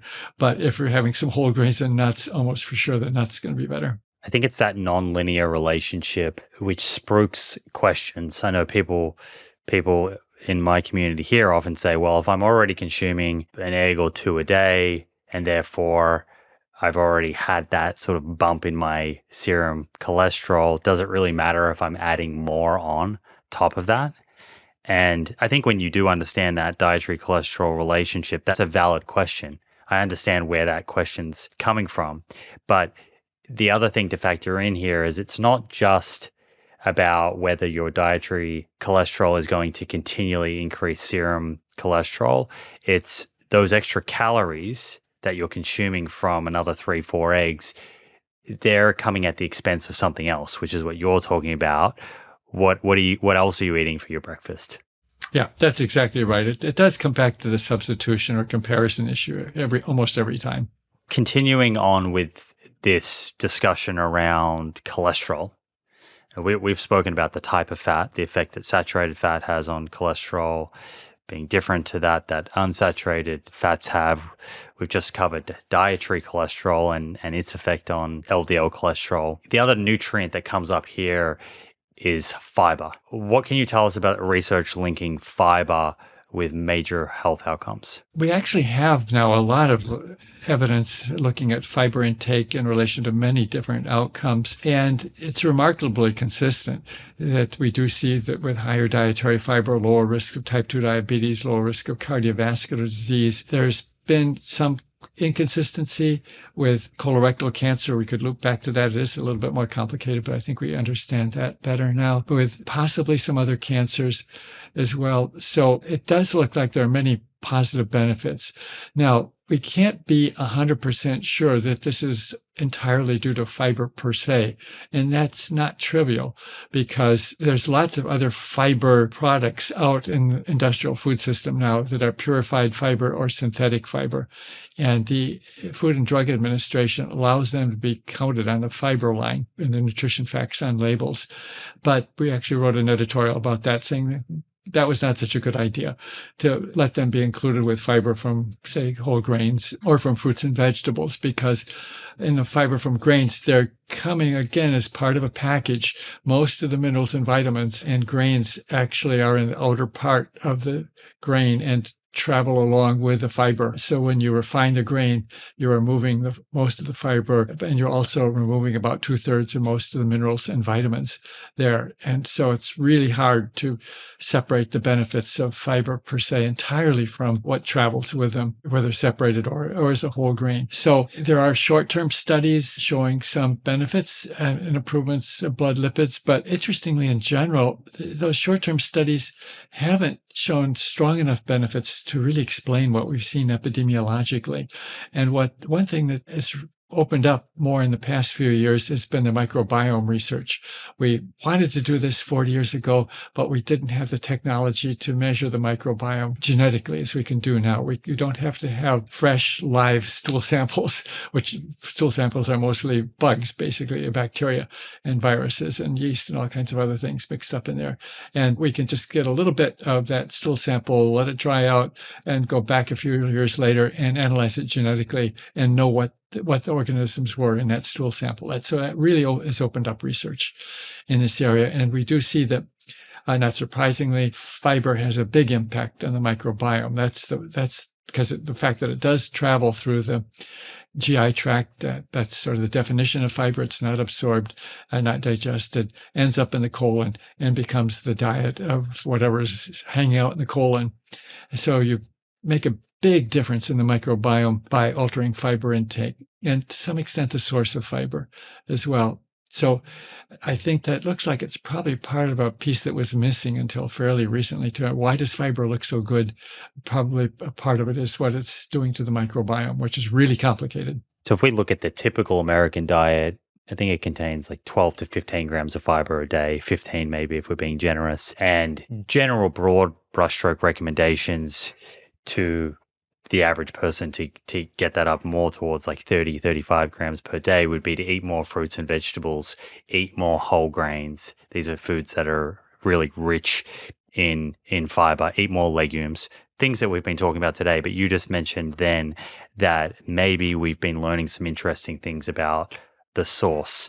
Are there any particular foods or food groups where you would say there is a particular type of fiber that, from the research that we have available today, sort of stands out as specifically beneficial? At this point in time, that we have strong evidence that a particular source is particularly beneficial. Now, most of the time, most of the fiber, and we have studied it by source, usually it's coming from grains, and that's particularly beneficial. But we're doing some other analyses now in the pipeline where we've looked at a particular cancer. This is still not published yet, but where it turns out the benefit seems to be coming mostly from fiber from fruits and vegetables. But that does make me think that it's probably not just the fiber per se, it's something else that's coming from the fruits and vegetables. So I think we have to be a little bit cautious about when we're attributing benefit to a food to just being a source of fiber, that it may be some of the other factors as well. But I think the bottom line is still just what you said at the beginning, to emphasize whole grains, fruits and vegetables, and diversity is good, and those foods will be better. They'll be definitely good sources of fiber. Fiber is probably part of the benefit, but probably not the whole reason for those foods being healthy. Right. And I think it's very easy to zoom in and focus on fiber, or zoom in and focus on fat.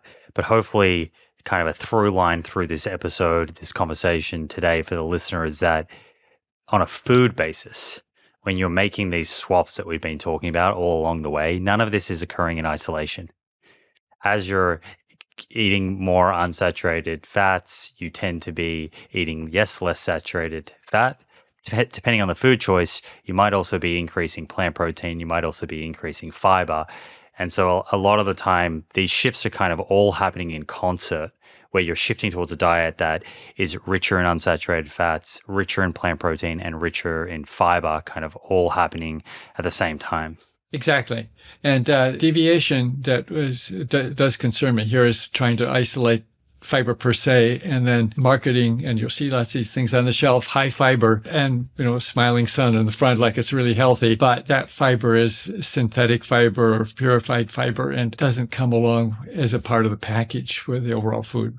Gotcha. So that's kind of like a health halo. You might spot an ultra processed food that's making a high fiber claim, but it's still a hyper palatable, ultra processed food that could be very high in sodium, very high in added sugars, refined carbohydrates, and energy dense, despite having some fiber kind of injected into it. Yeah, and missing in all the other benefits that would come from the whole food. Yes, exactly. So that's why I was really concerned about the FDA allowing fiber to these synthetic and purified fibers, which might have some benefits for some things. We can't say there's no benefit to them, but they're almost for sure not going to have the same benefit as fiber coming from a whole food. And that's the problem. If your goal is to increase your fiber intake and you go into the grocery store, and instead of buying the fruits and the vegetables and the whole grains, you go down the center of the aisles and grab the packet that says high fiber, you might fall into that trap. Yes, you might get to the 30 grams of fiber per day, but the source of that fiber is very different in terms of how that food affects your health outcomes. Exactly. I've had a lot of questions, Walter, particularly from women who are in the postmenopausal stage of their life, who are already eating a plant-rich style diet, and they say to me, hey, I'm eating a dietary pattern that's pretty low in saturated fat, has a good amount of unsaturated fats, it's rich in fiber. I've done all of these food swaps, but I've noticed as I've gotten older, my LDL cholesterol is increasing. Is there any other dietary levers that we haven't spoken about today, other than the type of fat that someone's consuming, how much fiber they're getting, that could help someone lower their LDL cholesterol if it's going up? Those are the main levers. And it does seem that we do tend to reduce our number of LDL receptors in the liver. This was published quite a while ago as we get older for reasons that are not totally clear. There is a little bit of relationship with overweight and obesity, but it's actually sort of surprisingly weak. That overweight and obesity more affects the HDL and triglyceride lipidemia part of our metabolism. There's a little bit of reduction with physical activity, but it's not dramatic. So for some people, they may well want to take a statin to bump their cholesterol down a little bit, but can have a much lower dose. You need a much lower dose of statin if you're also on a good diet with low cholesterol in it. I guess maybe you didn't mention, but some of these people may be sensitive to cholesterol from eggs, and they could be having check out the amount of eggs. I don't know if you mentioned that. That is a kind of situation where limiting those to some degree could be helpful. Yeah, I think it's like roughly 1 in 5 or 20% of people that are kind of dietary cholesterol hyperabsorbers, which is not a small number of people. Yeah, there is definitely variability in that. So I think there's probably some more to be done there, looking at that subgroup and say in terms of their fiber intake and source. That might be basically, I think we need some more information on some of these people who don't seem to respond. Dementia and neurodegenerative disease is rightly so something that a lot of people worry about as they're aging. What would you say are the clearest things we understand about how diet affects our risk of cognitive decline or dementia as we age? Right. This is, I think, an area that's really sort of the frontier of nutrition research, and partly because we usually started studying people who were healthy at age, 40, 50, when dementia really wasn't on the horizon, near horizon. And so like our cohorts too, they're getting into that age. Some of them actually hitting 100 years now, but where cognitive dysfunction and dementia are really big concerns. A couple of good stories here is that incidence of dementia has actually come way down in the United States and Europe by roughly 40% over the last few decades. Now, it's becoming a bigger issue, partly because our population is aging, but the actual individual risk is quite a bit lower than it was in the past. So it's good news because it means that it's not inevitable. And the other news is that we're learning fast and quite a bit already about ways to reduce our risk of dementia, not necessarily eliminate it. We haven't eliminated really anything, but we push back the age at which we get it for many conditions. And for dementia, the very general point is that a lot of the dementia is caused by vascular disease. And so things that we can do to improve our vascular health, like keeping our lipids under control, keeping our blood pressure under control, trying to avoid diabetes, and we can prevent most of diabetes. Those are all things that we can do to quite substantially reduce our risk of dementia. But then there's still a question, are there some other things that might help prevent dementia? And we've looked at this quite a bit, but still work in progress. Looked at first the Mediterranean diet, and we have seen that people with higher Mediterranean diet score, in other words, closer to a traditional Mediterranean diet, have lower risk of dementia. And then we've tried to drill down, what is it in the Mediterranean diet that might be beneficial? And it looks like multiple factors. It looks like seafood, or a source of omega-3 fatty acids, seems to be somewhat beneficial, but the biggest benefit seems to be coming from the fruit and vegetable part of the Mediterranean diet. Then we've drilled down further on that, and we find especially strong apparent protection from the beta-carotene in the part of the fruits and vegetable basket, and other carotenoids too, not just beta-carotene. There's alpha-carotene, beta-cryptoxanthin, lycopene. All of those seem to be related to somewhat lower risk of dementia, but beta-carotene most strongly. And there's actually been a very large long-term double-blind trial looking at beta-carotene and cognitive function. This is the Physicians' Health Study, started back in the 1980s. And after about 15 years of follow-up, there was actually better cognitive function on the beta-carotene pill than there was on the placebo pill. For some reason, people don't pay much attention to that, but it's actually really important finding. This is, we've got all these drugs that are super expensive, massive side effects, and don't really work very well.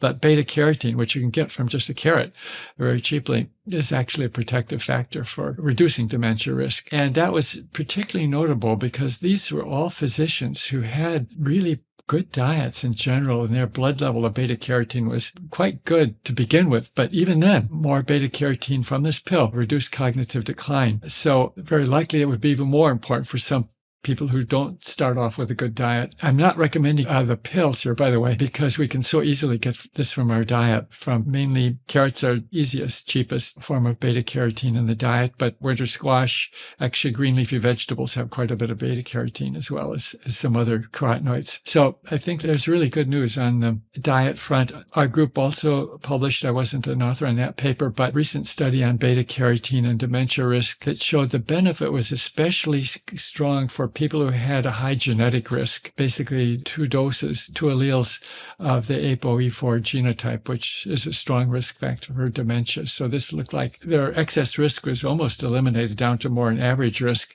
with a higher adherence to a Mediterranean type diet. Well, that's good news. More carrots, more sweet potato, more pumpkins, all those. And beta carotene is fat soluble. Yeah, here's another reason for keeping a good amount of fat in your diet, that if you don't have much fat, the beta carotene won't be as well absorbed.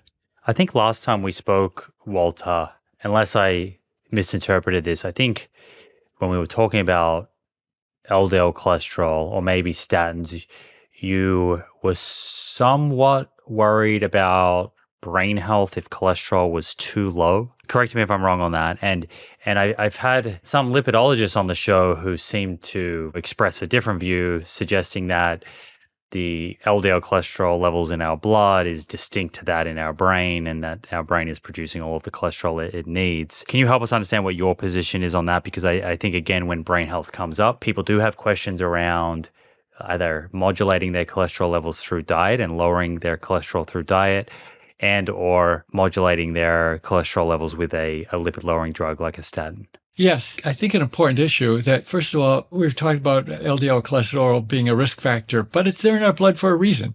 That cholesterol makes up part of the structure of every cell in our body, and we need it, and we make it. And actually, we regulate our levels sort of remarkably well. Like if we double our cholesterol intake, it does bump our blood level a little bit, but it doesn't double our blood level by any means. So like almost every system in our body, if you push it to the extreme, either too high or too low, you start to run into problems. And the Japanese scientific community has been very concerned about this for a long time, because hemorrhagic stroke was the number one, and still is, I think, one of the top causes of death in Japan. Blood pressure very high, sodium intake very high, a lot of refined carbohydrate, white rice being very high, probably a number of things contributing to this, but blood cholesterol is being very low.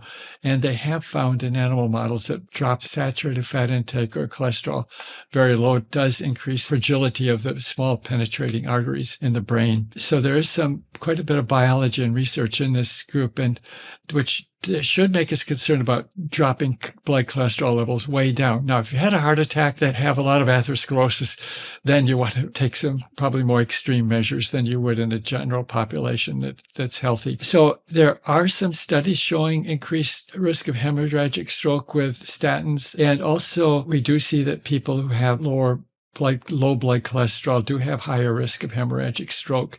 And interestingly, there is a Mendelian randomization study that shows that having genetic variants that mimic the effects of statins, our genetic variant is also associated with increased hemorrhagic stroke risk.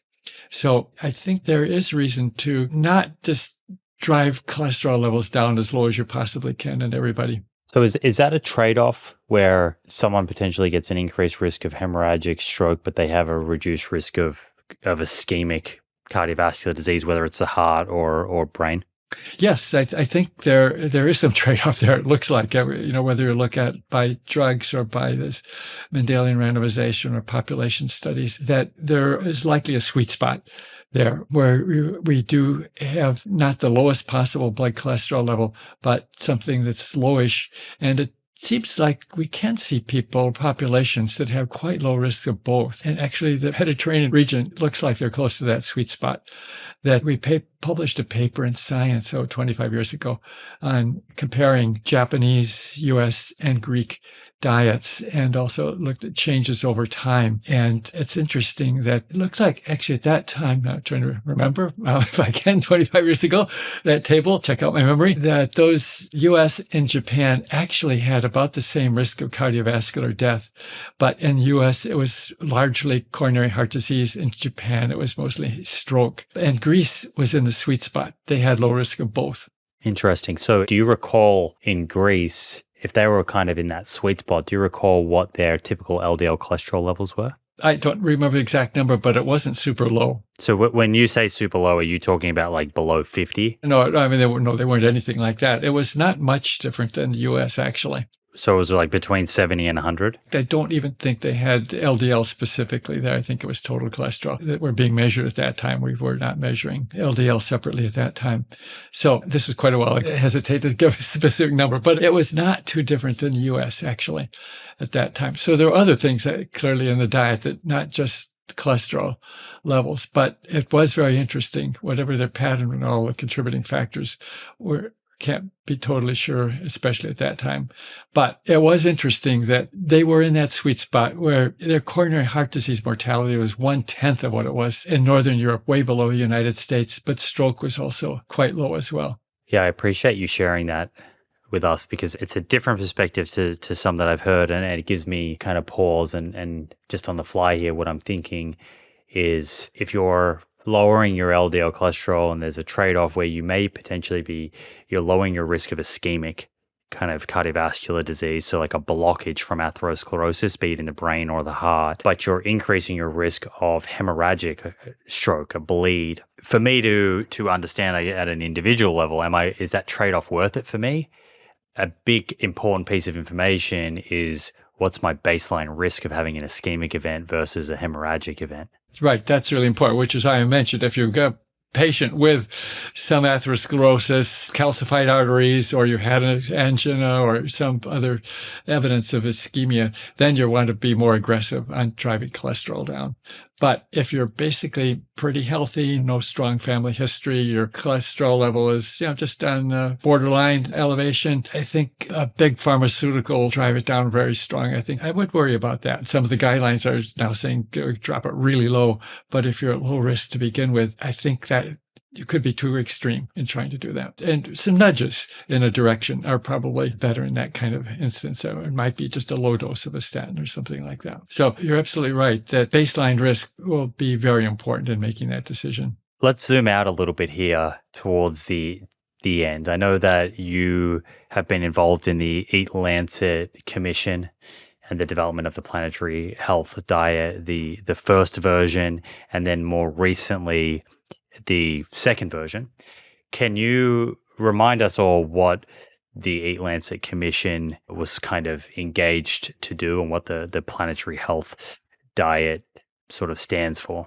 This process started back around 2016 something, when I think a lot of people were concerned about what was going on from a climate change standpoint, and other people were concerned about the diet and health and much of the world increasing incidence and mortality from non-communicable diseases. And so basically one of our younger colleagues in Sweden got some funding from the Wellcome Trust through a foundation in Sweden to take this issue on. Basically the question is, how can we feed a world that will have close to 10 billion people by 2050, diet that is both healthy and sustainable? And so that wasn't at all clear to me, or I think pretty much anybody at that time. Is it even possible to do that? And if so, how could we do that, or at least come close to doing that?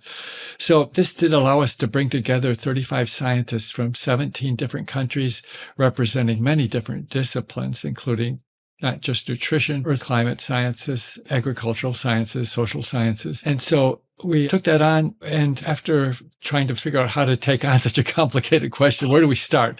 And so we decided to start by defining a healthy diet with the assumption that everybody should be able to have a healthy diet.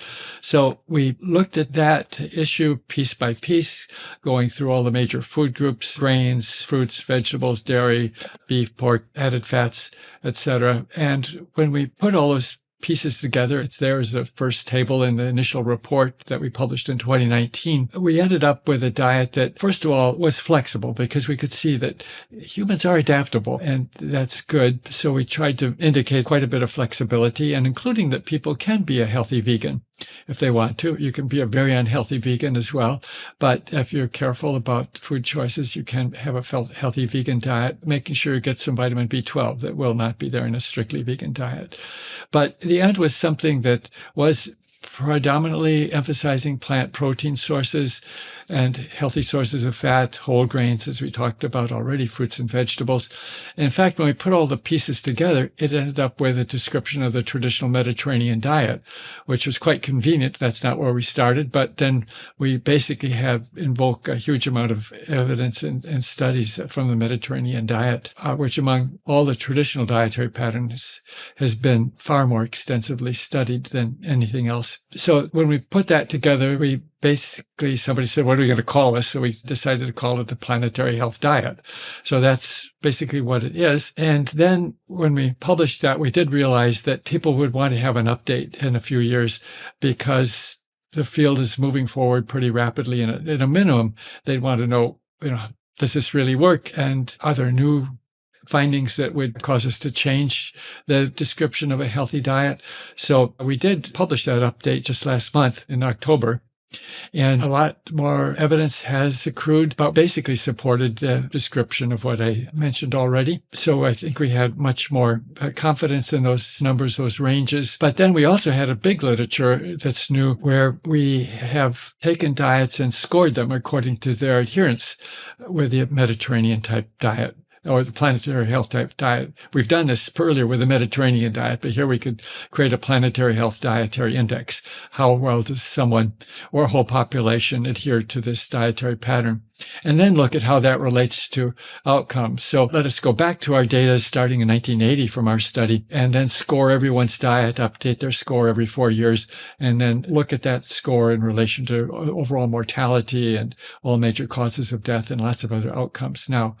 And we do see that that score does work quite well. It's not surprisingly, it's correlated with the Healthy Alternative Index and Mediterranean Dietary Index. There has been a convergence here, which is in some ways, that's what science hopefully does, is converge. You get inconsistent numbers, but you collect more data and you, in the long run, converge towards something where you're quite confident. So we have, at this time, great confidence that this will be a general direction to go. And then after defining the healthy diet, we looked at the question, could we produce this for everybody, close to 10 billion people, and stay within planetary boundaries?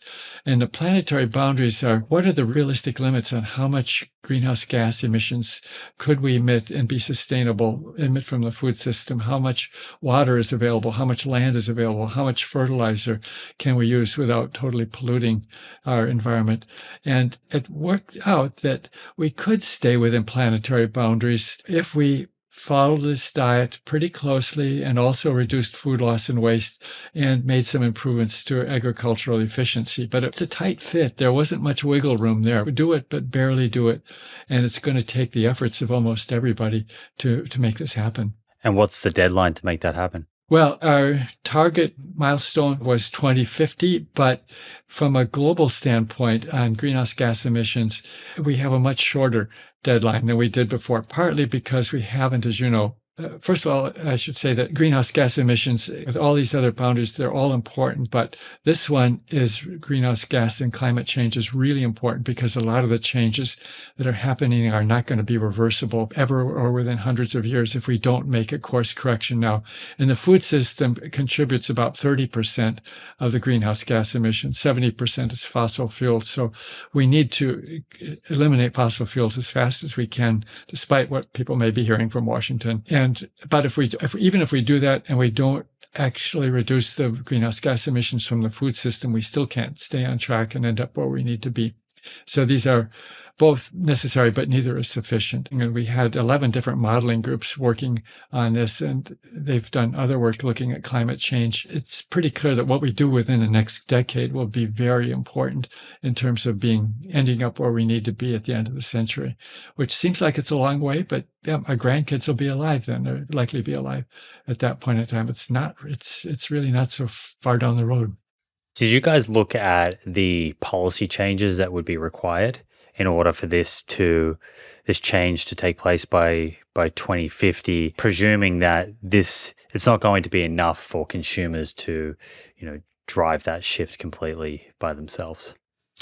Yes, almost for sure. It will take policy changes, but it's also become pretty clear to me working on trans fat elimination or smoking reduction that it's rare that we get just totally everything working because we have wise, generous, compassionate rulers who decide to do the right thing. It usually just doesn't happen that way. In fact, it's going in the opposite direction right at the moment in this country. And we've seen happen is a lot of this does start from the grassroots up. And even though eventually we do need policy changes, you can do a lot before the policy changes. And also the policy changes often happen because of changes, number one, showing it's possible, and number two, there's societal pressure to do the things that need to be done. Like trans fat elimination, by the time it was actually banned in the United States, it was basically gone because of local and regional actions and policies. So these are things that need to be done at all levels, being as fast as possible. That feels good at an individual level to know that you can vote with your dollar and make a difference here as well. Yeah, it's what we do purchase with our own dollar, but it's also being, I think I'd like to recruit some soldiers here to help push. If you're working at a place, really advocate for healthy offerings there, say in the cafeteria, in the canteens. If you're a physician, we've been missing in action, actually, that we haven't been guiding our patients on healthy, sustainable diets or even healthy diets, and using our waiting rooms, our food services as places where we can be transmitting information and showing really good examples of healthy and sustainable diets. So we actually work quite a bit with the Culinary Institute of America to help chefs get aboard this agenda, and a lot of them are, which is encouraging. What were the kind of biggest or best criticisms or pushback that you received after the first edition that you and your committee sat down and kind of deliberated over and perhaps addressed in the second version? Well, we expected that the beef industry would push back, and I can say we were not disappointed. And they claim, there's a benefit. You have to have animal protein to be healthy. It's clearly not true. You can be a healthy vegetarian. And we weren't saying people had to be a vegan or vegetarian, although that's possible. There's a big tent here. But there'll be deficiencies in nutrients, and intake will not be adequate of vitamins. Now, when we put it all together, actually, lots of numbers, but it came down to something pretty simple, which was for an omnivore version, about 2 servings of animal source protein a day, with dairy being one, if you like dairy, and some other animal source of protein being the other. And with red meat, not more than about once per week, but a couple servings of poultry, a couple servings of fish, and a few eggs. So there's about, again, 1 + 1, pretty simple in the end. And I find that easy to keep in mind, thinking about my own plan for a day or a week. So we have provided more nutrient analysis this time and show you can clearly have an adequate diet. But if you go much less than 2 servings a day, then you do need to think about fortification or supplementation for vitamin B12, especially because there are serious problems that the vegan community ran into a few decades ago, but has become pretty aware that if you are going to be a vegan, you do need to take supplements or fortified foods. And the easiest way is just take a simple multiple vitamin that costs at the drugstore here less than 10 cents a day. And by the way, there was a recent study done by my colleague Joanne Manson and her group showing that a simple, inexpensive multiple vitamin, multimineral reduced cognitive decline over a course of 3 years in a randomized trial. I was surprised that it happened that fast, but there was definite improvement, or I could say less reduction. People were not increasing their cognitive function, but they were slowing the reduction that normally comes with age. Do you take a multi-nutrient or any supplements personally? Yeah, I do.